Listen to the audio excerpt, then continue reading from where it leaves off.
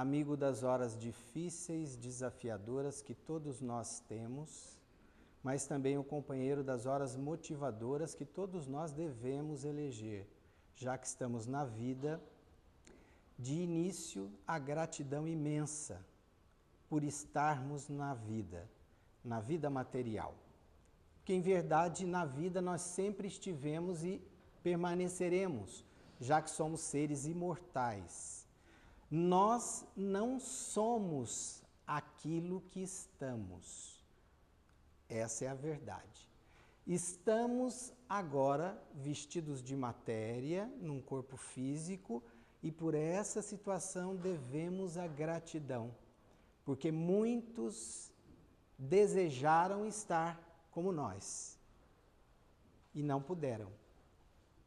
E nós pedimos, costumo dizer, pedimos não, imploramos para retornar ao mundo físico para as experiências do aperfeiçoamento, as quais todos nós estamos mergulhados. É para isso que nós estamos aqui. Foi por isso que nós viemos, vestindo esse corpo. Nos foi dada essa chance e oportunidade para o nosso aperfeiçoamento. Essa é a razão maior que nos trouxe aqui, todos nós. E o aperfeiçoamento é individual e intransferível. Cada um de nós tem um mecanismo a que precisa melhorar, uma situação a que deva corrigir, que deva modificar, porque é da natureza individual de cada ser. E aí, esse é o processo que diz respeito exclusivamente a cada um. Por mais que nós estejamos próximos daqueles outros que dividem conosco esse momento de existir na matéria, sejam eles pai, mãe, filhos, esposa, marido, nós não faremos o processo de cada um. Cada um tem o seu processo íntimo, individual, de aperfeiçoamento. E nós, cada um de nós tem o seu exclusivo. E, portanto, isso diz respeito a cada um. Mas, do ponto de vista de humanidade, todos nós estamos aqui pelo mesmo objetivo, a evolução, né? E, nesse aspecto, nós fomos muito auxiliados, estamos sendo muito auxiliados nessa jornada evolutiva. Nos foi permitida a vinda de um ser extremamente evoluído, já tendo nos acompanhado ao longo de uma imensa jornada, estado aqui muito antes de nós mesmos, já que esse foi considerado pela espiritualidade maior o ser mais evoluído que Deus enviou à Terra para servir de modelo e guia, Jesus. Este ser é, na concepção espiritualista, o ser que teve a tarefa de conduzir a existência de vida neste planeta. Portanto, ele está ao nível crístico, ao nível evolutivo em que nós o conhecemos, há mais de 4,5 bilhões de anos, quando ele assumiu, pela incumbência divina, a tarefa de conduzir este orbe, este planeta, à condição de um planeta que fosse abrigar a vida em sua mais vasta extensão, incluindo a vida psíquica, emocional, intelectual, racional dos seres que atingissem este nível evolutivo. No caso, nós. Então, Jesus é este ser que nós muito vagamente temos uma percepção.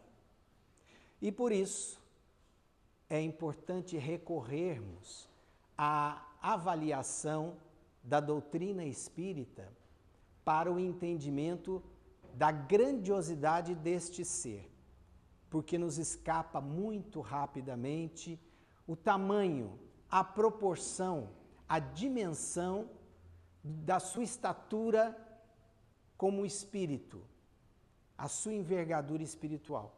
Porque nós, naturalmente, nos ativemos e nos atemos à sua variação física do período em que esteve conosco. Por isso, Jesus é o ser mais investigado, mais anotado, mais biografado da história humana. Jesus. Tem mais de 500.000 biografias narradas, escritas a respeito deste ser, deste homem. Após ele, Napoleão Bonaparte, o segundo mais biografado, mais investigado. Esse segundo tem pouco menos de 250.000 biografias, menos que a metade do que tem Jesus. Mas avaliando essas muitas biografias, nós vamos encontrar algumas narrativas, interpretações, avaliações deste homem, muito comparando-o ao nosso nível intelectual e moral. Porque sempre quando vamos medir um objeto, uma coisa, avaliar, nós precisamos ter um parâmetro. Normalmente nós atribuímos a um objeto o tamanho de acordo com uma referência, um parâmetro. O metro é um parâmetro de medida. Para a extensão, nós vamos utilizá-lo, algumas vezes outros parâmetros de medida.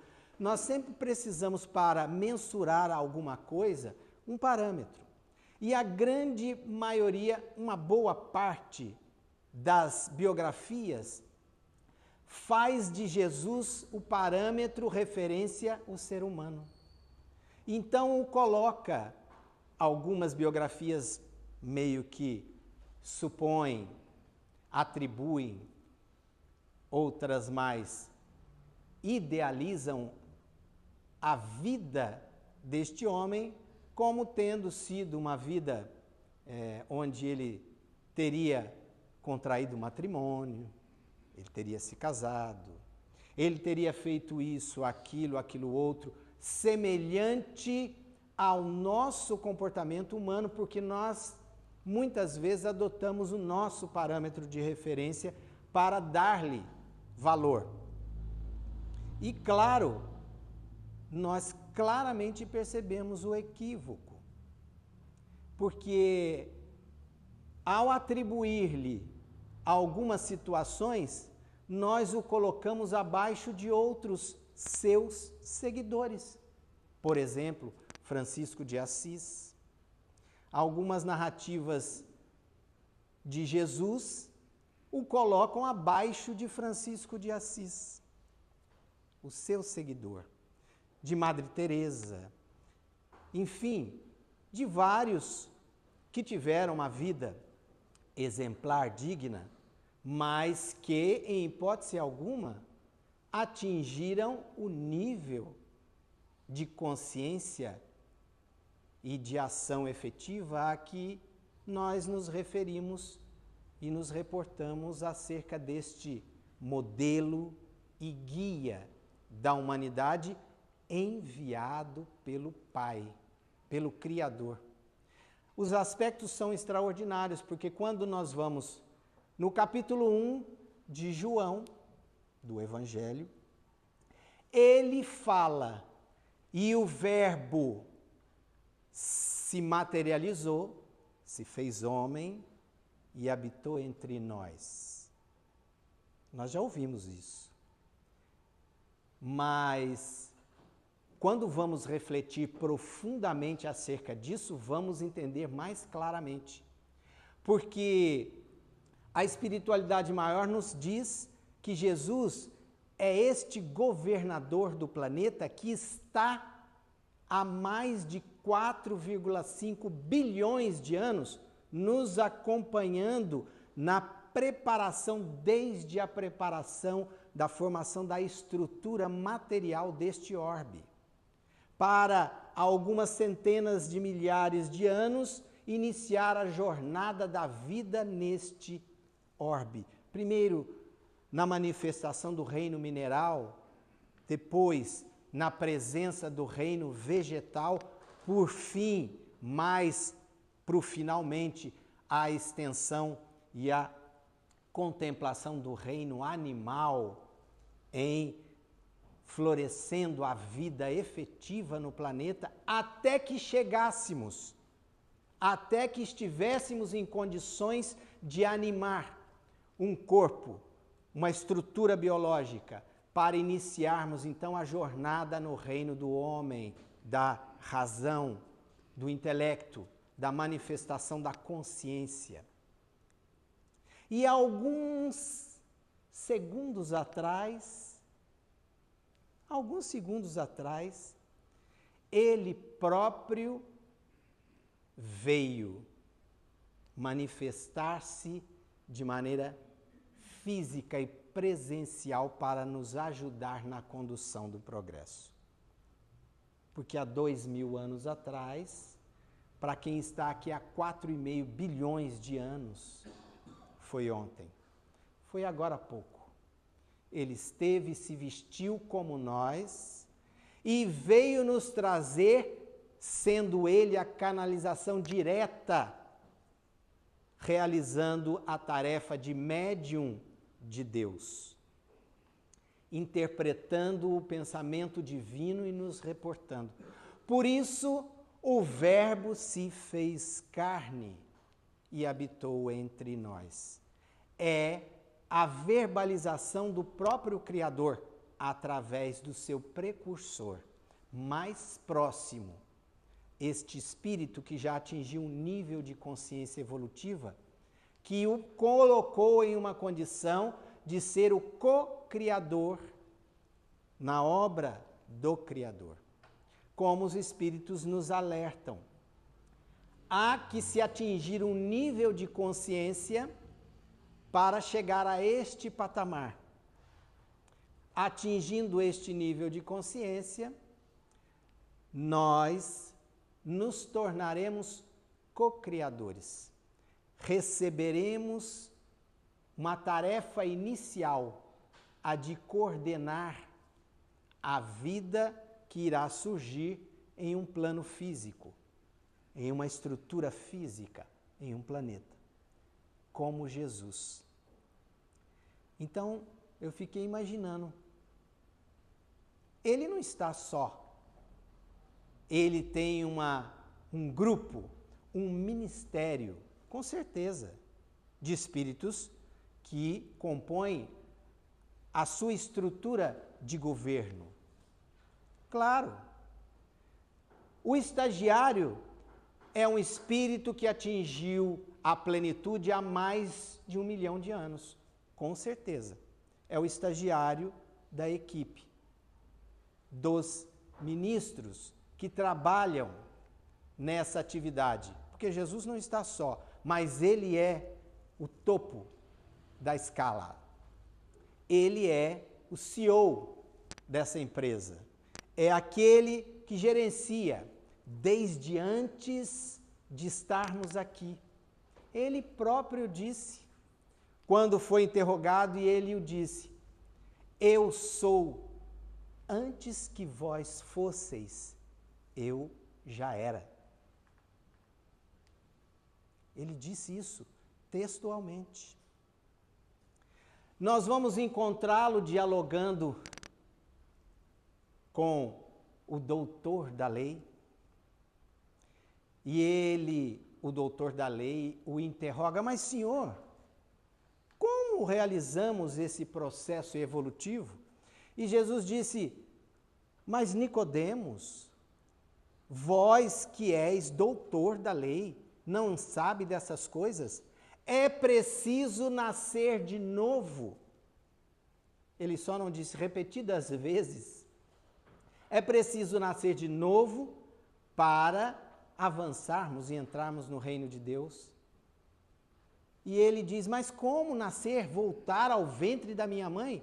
E Jesus diz, mas você é um doutor da lei e não sabe dessas coisas? Que já existia o conceito da reencarnação lá entre os judeus, está na Torá, no livro sagrado daqueles que seguem.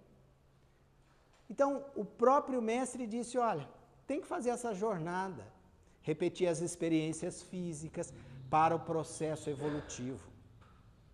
E é por isso que ele complementa, diz, olha, eu já era, antes que vocês existissem, eu já estava aqui, eu já era, já estava no controle das coisas. Então, esse nível de entendimento que a doutrina espírita nos traz, é esse par de lentes que nos permita focar este ser.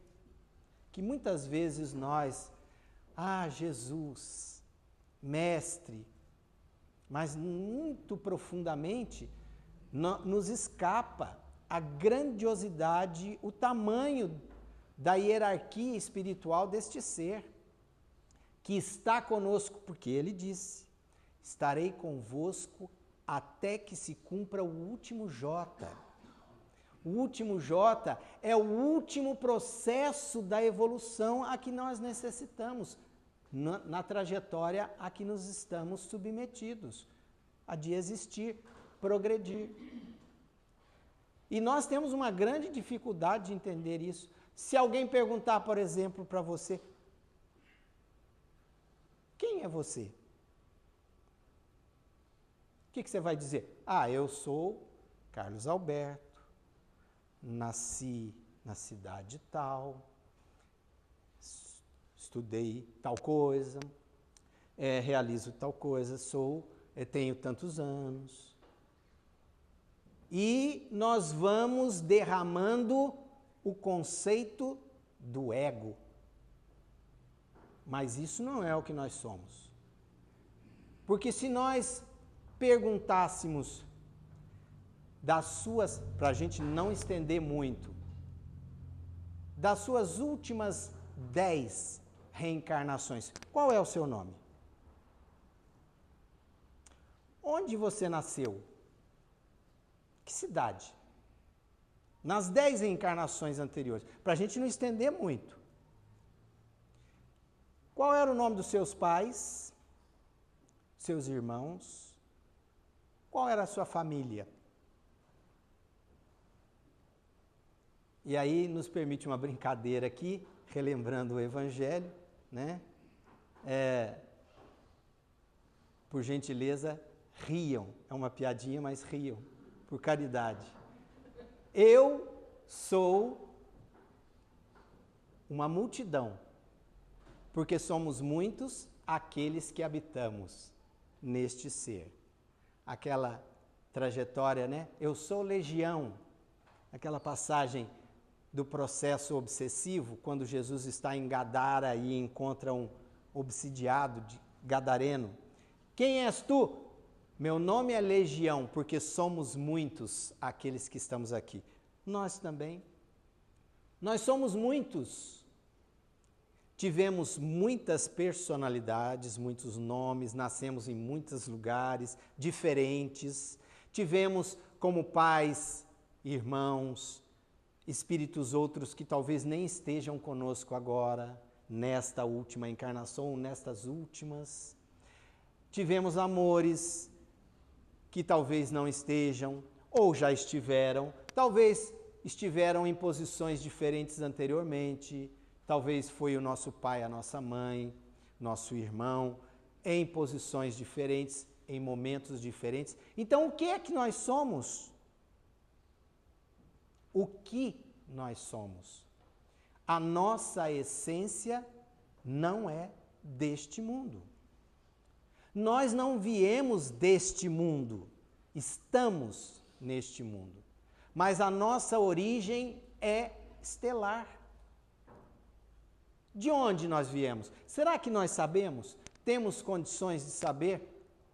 Onde nós surgimos inicialmente nos estudos de terça-feira, a gente sempre questiona isso, né? É um momento em que a gente chama de individualização, quando o indivíduo, quando a essência, o princípio inteligente do universo é capaz de individualizar-se. Das milhares e milhares de experiências dos séculos e dos milênios, em transitando pelos diversos reinos, mineral, vegetal, animal, a essência divina ou o princípio inteligente chega a um momento do seu processo evolutivo que ela tem condições de individualizar-se.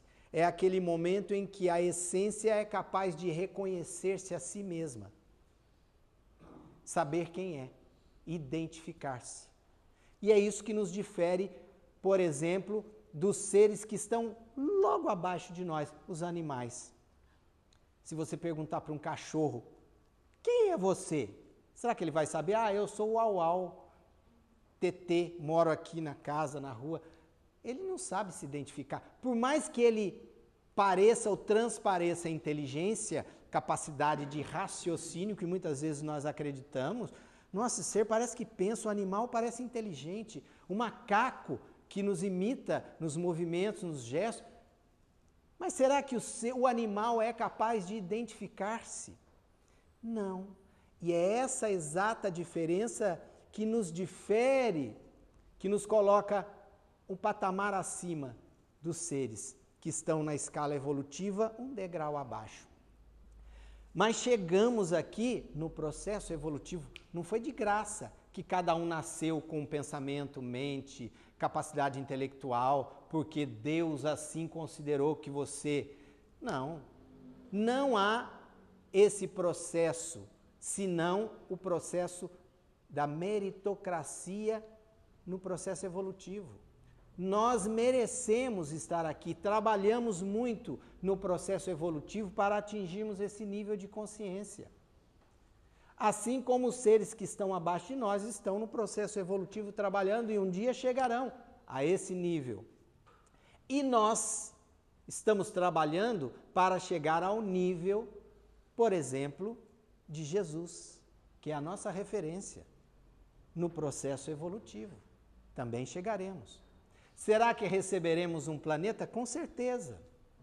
Provavelmente receberemos como tarefa, como atividade, o desenvolvimento da vida em algum orbe no universo infinito, infindável da criação.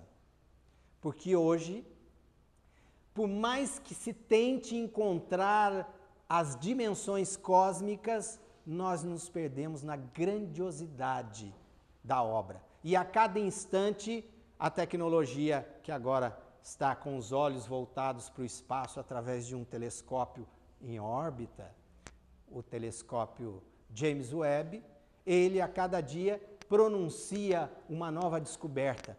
Uma galáxia a sei quantos milhões de anos-luz daqui. Então, cada vez mais o universo ganha em extensão, dimensão. A cada momento um novo planeta surge, uma nova forma, estrutura material se forma nesse universo infindável. Então, claro, nós atingiremos um nível de consciência que nos será dado como co-criadores também.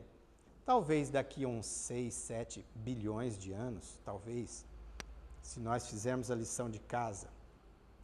Então, este ser que veio conosco, nos trazendo as lições mais simples, extraordinárias e as mais profundas. É deste ser que nós estamos falando, que a doutrina espírita nos permite olhar com os olhos diferentes.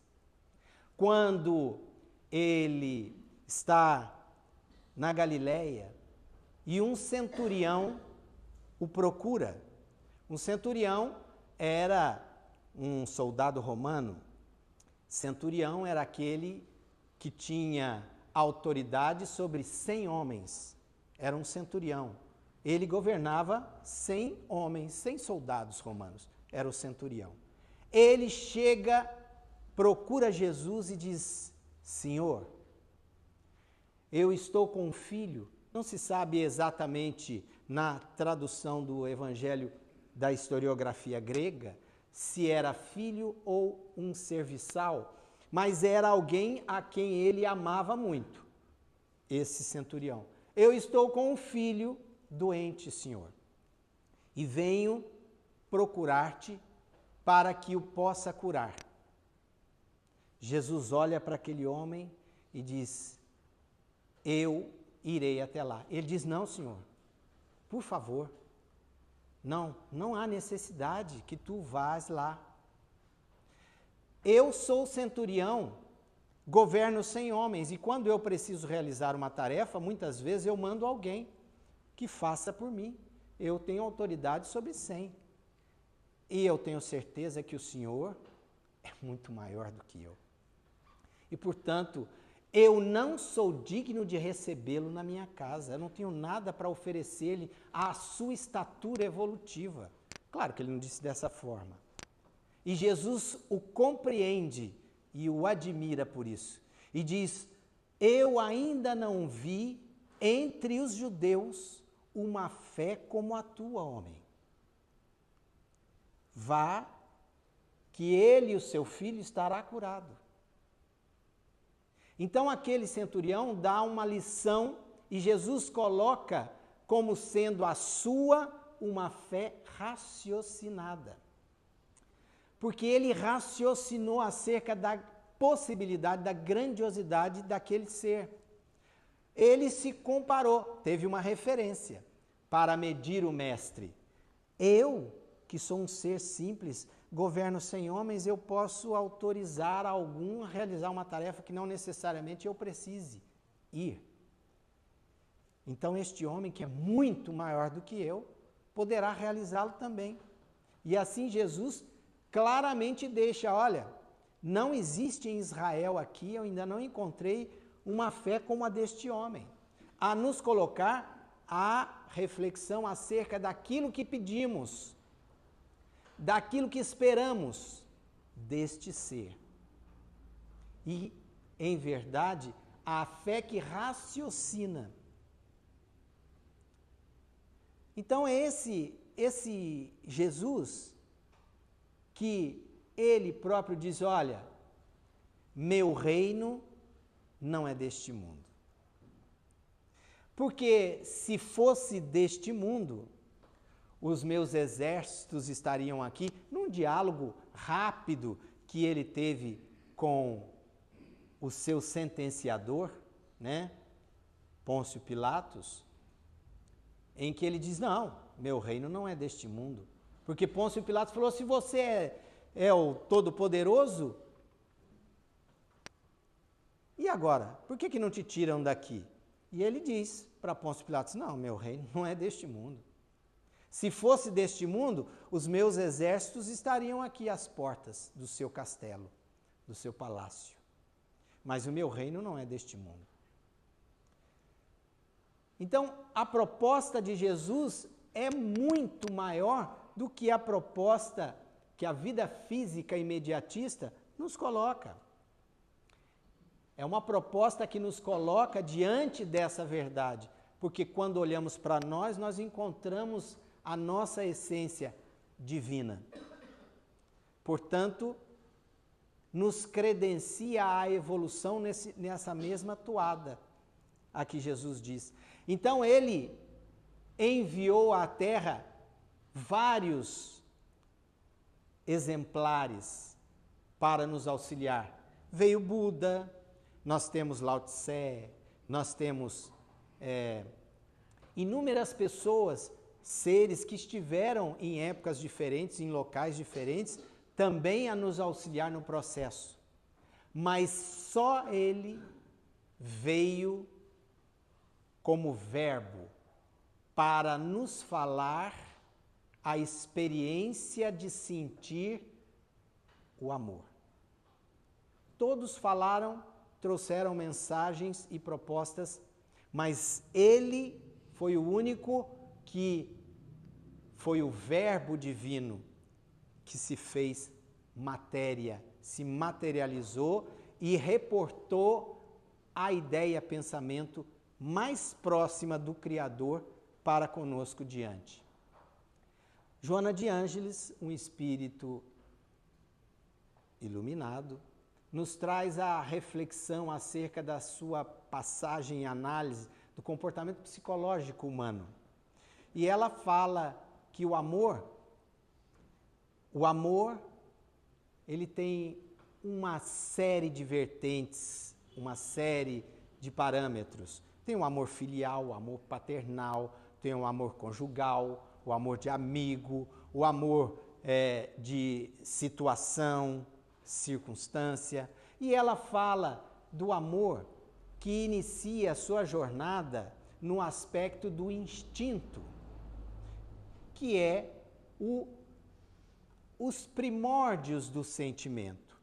O instinto é uma manifestação dos primórdios, das primeiras caminhadas naquilo que vamos desenvolver, naquilo que conhecemos hoje como sentimento.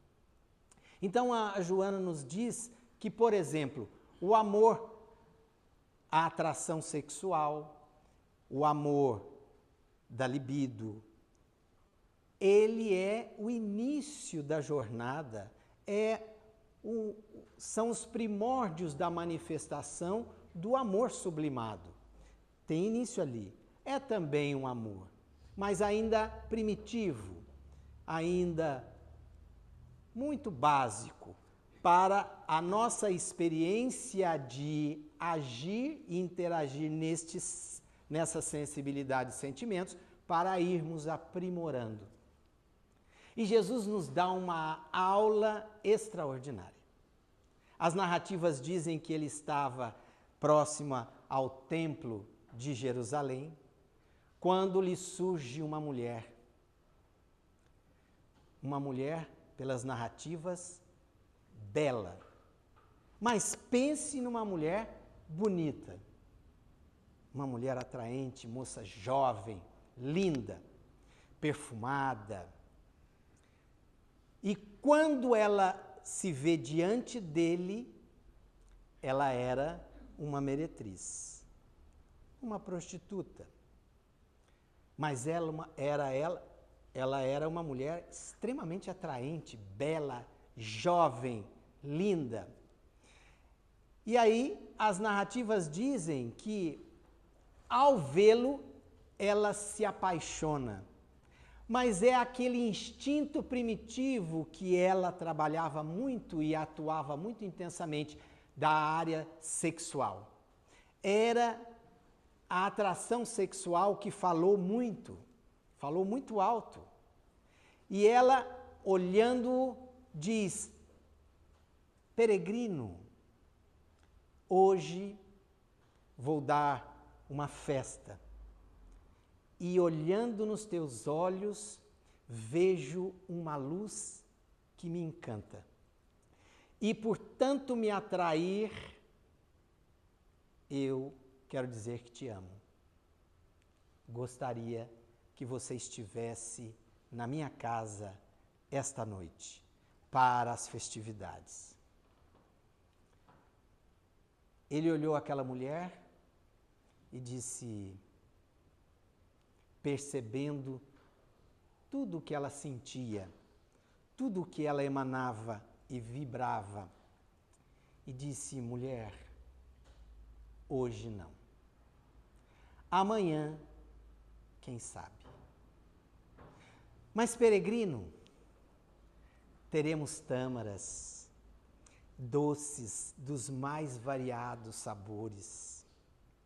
Eu te reservarei uma sala só sua e minha, para realizar em ti uma massagem. Claro, te oferecer tudo o que quiseres. Tudo o que o horário não permite agora, né? Peregrino, venha. Eu vejo uma luz nos teus olhos e quero dizer que esta luz me sensibiliza e eu posso dizer que te amo. Venha. Mulher, hoje não. Amanhã, um dia, talvez, quem sabe. Ela partiu, ele também. Passaram-se os anos, alguns anos. Certo dia, já no final da sua tarefa, Jesus é procurado por uma mulher. Uma senhora se aproxima dele e diz: Mestre, estás aqui próximo. Temos uma necessitada, uma pessoa que está muito necessitada de auxílio. Tu podes vir? Sim, eu irei. Sem nenhuma dúvida, sem nenhum êxito, nem hesitar por um instante, ele atendeu-a. Chegando, era uma gruta, a mulher estava na sombra lá dentro da gruta. Ele entra e encontra uma mulher magra, envelhecida, com aparência desgrenhada, suja, com a pele cheia de feridas e exalando um cheiro pútrido da doença. Ela estava com lepra. Ele chega e quando ela o vê, ela diz: por que demorastes tanto? Por que só agora viestes? Agora que eu não tenho nada para te oferecer. Vês como eu estou. Eu mal tenho a condição de respirar. Esperei-te e você não veio. Agora eu não tenho nada a te oferecer. Ele se vira a ela e diz: mulher, eu vim porque vejo nos teus olhos uma luz. E por muito admirar esta luz, eu quero dizer que te amo. Por isso eu vim.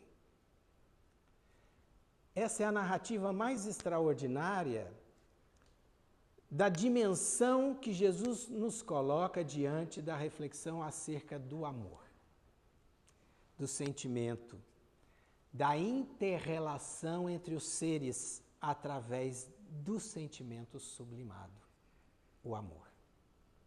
Então é deste ser que nós nos refletimos e paramos para pensar acerca do meu reino não é deste mundo.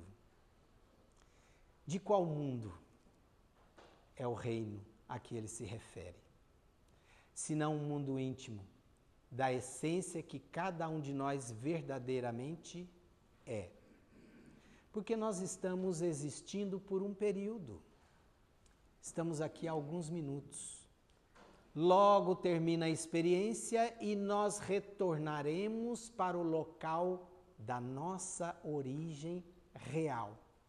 Porque essa é uma origem temporária, definida por um espaço-tempo que nós tivemos como referência para o nosso existir aqui.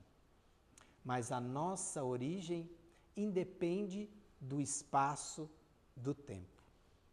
Por isso, a reflexão desta noite acerca do propósito a que Jesus esteve entre nós. Que possamos refletir acerca deste propósito, para trazer os valores que realmente nós necessitamos aperfeiçoar em nós. Porque são esses os que valem, de fato, na nossa trajetória como seres que todos nós somos. Nós vamos passar para a segunda parte do trabalho. Pediríamos que todos mentalizassem